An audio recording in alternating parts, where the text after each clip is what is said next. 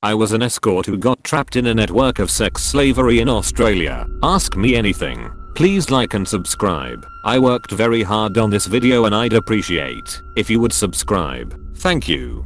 I was an escort for 2 years, by choice before flying interstate, to NSW, to work for what I thought was a reputable agency, only to fall into the trap of working for an agency whom I could never fully pay off my debts to. They paid for my flights, allegedly $2,000 for what usually is only a $300 flight, forced to buy their stock clothes and outfits, also extravagantly priced, and forced to pay $1,000 a day in penalties and advertisement costs when I was too sick/tired/mentally fatigued to work. My room was $150 a night. I would sometimes only be allowed to sleep 3 hours a night. I only made $200 an hour of my $600 P/H price, always accumulating more of a debt I was unable to pay off. I was sent to the home of drug addicts, con men and gang affiliates. I was threatened with blackest me anything and being outed if I left. I was raped, abused, drugged, and forced to give natural services. I only managed to get out after abandoning all my belongings and buying a discounted flight one night after confiding in a friend who wired me money and not getting in the driver's car after a booking to return back to the apartment I was working/living in. Instead, I ran from my last job after finishing, spent a few hours trying to get my bearings and using the last of my phone charge to get an Uber to the airport. I lost a lot more than my possessions, was paid none of the money I'd worked for, and returned home broken. I was what was considered a victim of modern slavery, allowed to be freed when I paid off a debt that I would never viably be able to pay, as that debt would keep accumulating. I will never be the same.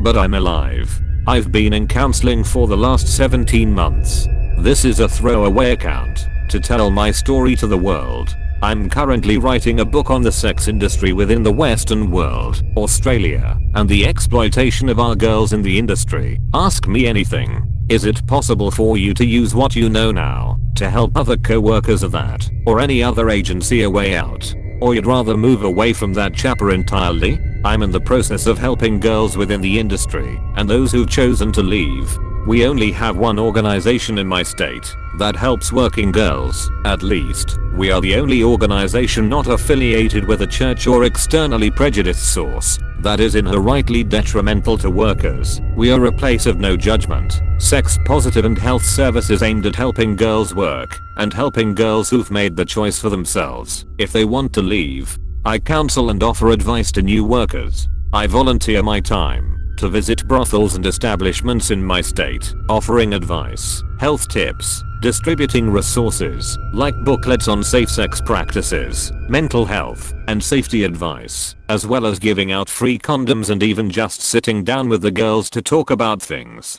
I find the latter is the most sought after service the girls need, a listening ear from someone who understands. I find helping girls I see myself in avoid any pain that I have been through extremely cathartic and helps my soul a lot. While I have left the life behind, it will never leave me, and helping workers stay safe helps me a lot too. I hope to finish my degree and specialize in midwifery, hopefully working with otherwise forgotten and stuck women, whether they be workers or not, as women's health is something I've become extremely passionate about. I'd love to be a nurse in a sexual health oriented facility or field.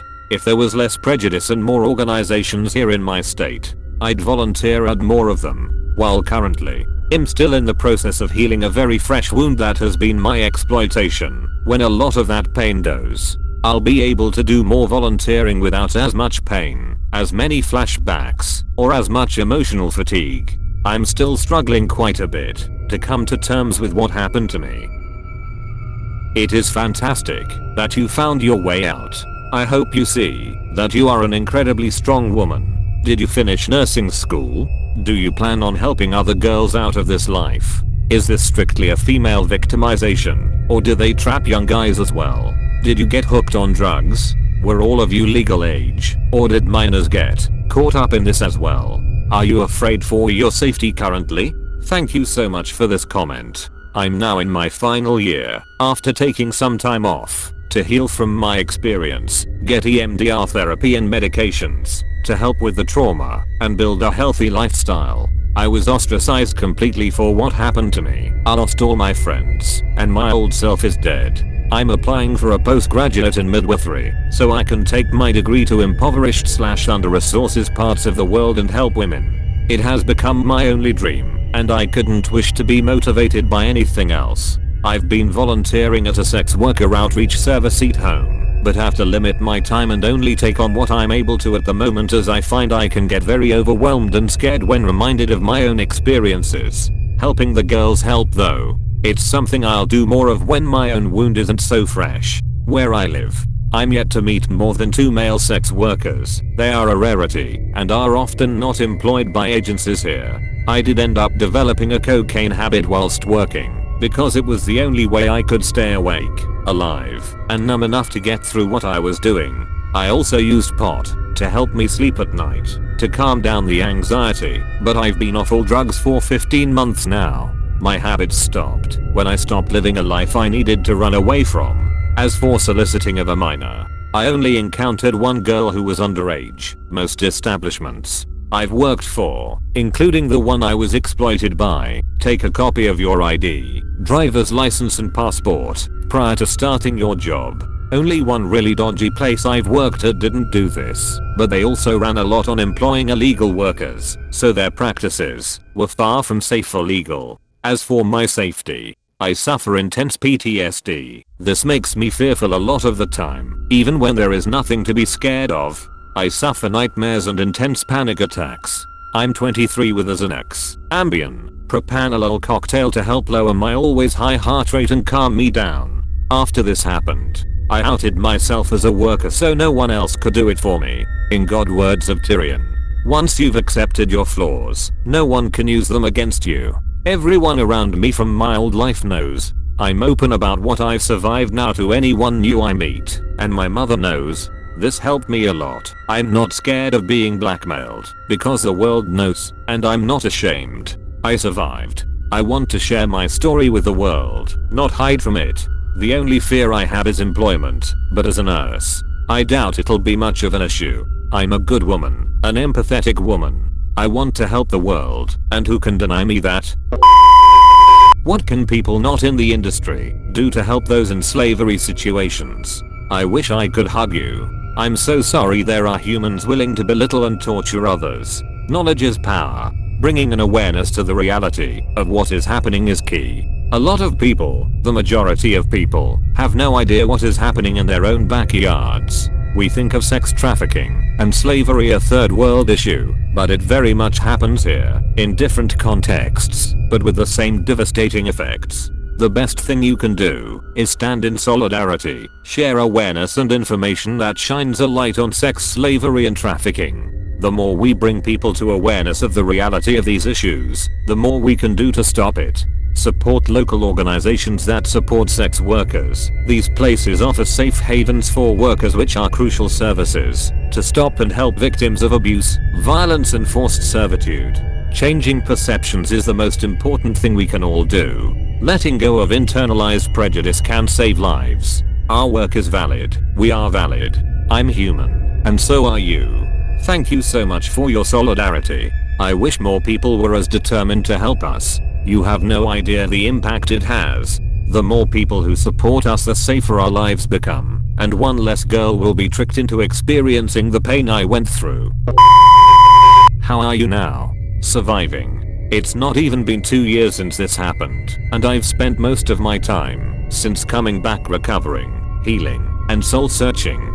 This is a wound that opened very large, and it's taken her 18 months, almost, to get me stable through therapy, EMDR treatment and finding a combination of medications that help me. But I'm now better. I'm going back to finish my nursing degree. I feel safe. I'm happy, which is something I haven't felt in a long time, and I feel like I have a lot I'm able to give back to the world. I'm happier now than I was years and years ago, and it's taken a lot of work. Happier than even before all this happened to me. I have a gratitude for life and my things in it that I previously took for granted.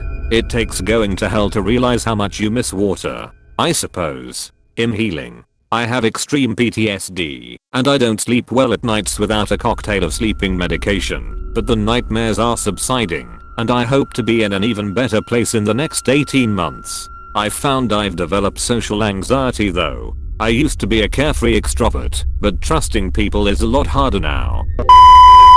Where was your family during the time you went missing? How did they react when they learned about what had happened to you? I'd isolated myself from my family for quite a while. In hindsight, it was probably so I wouldn't hurt them with the information of what I was doing. I'd lived out of home for oddly 2 years by this point. At 22, I was living my own life and checked in with my family only on the phone. I was raised by a single mother, and I have very little extended family, so there wasn't really anyone but her who was concerned for me. I told her I was going into states to stay with friends. I was and always have been rather bohemian, so I told her I was taking a semester off to travel NSW for a while, learn a bit traveling with friends. She was concerned, naturally, but I reassured her I would be fine. All in all, I was gone for 4 months before I got out. I'd respond when she sent me a message, but refrained from contacting her myself. I was ashamed and scared. I didn't want to tell her what was happening. I didn't want her to worry. More than anything, I didn't want her to be heartbroken. I ended up calling her when I was on the plane flying home from Sydney. I was scared, underslept, and I just really needed my mom. When I came back home, I went to her house and slept in her bed with her for 3 nights, crying and hugging each other. I told her everything. I've never seen my mother cry so heartbroken. I've processed a lot, but I still can't process what I did to her. Our relationship hasn't been the same since, not in a bad way. She supported me, loved me through it, helped me with everything. I couldn't ask for a less judgmental, understanding parent. She is amazing, but I broke her heart. She helped me get into sexual abuse counseling, helped me gain mental health/trauma support, and I've since been living with her whilst getting back on my feet and healing. It's been hard for us both, but she keeps it a secret from my grandma, my only other family member. She doesn't blame me at all for what happened in Sydney. She just wished I'd have known better than what I did. And it makes sense. I always feel fooled I was tricked into it.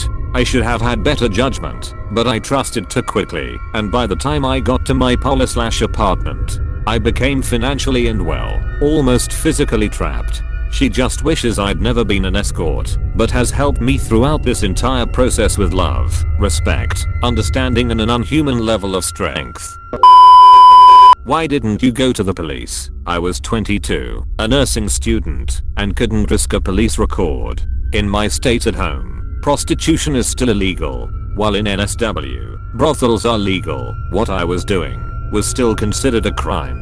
Living off the profits of prostitution is illegal, and my bank account statements would show that for the past 2 years, my deposits of cash could be linked to this activity. Brothels are legalized though, but the law is so conflicting that prosecution can be found in any way they want to. I was scared. I was also scared of the risk of being blackmailed, doxxed, or friends and family finding out. I have since opened up about my life in a bid to eradicate that fear by doing it myself. I've also witnessed police corruption as back home in my state of residence. Brothels and establishments are completely illegal, but run anyway with bookie/gang payoffs to law enforcement. Sex and drug trades exist, and more often than not, people turn a blind eye for a shiny dollar. I was scared and stuck. If I went to the police, I'd suffer the repercussions too, probably more harshly. Thank you for watching my video. Please like and subscribe. I have a Discord server. Link is in the description. Again, thank you for watching. See you soon.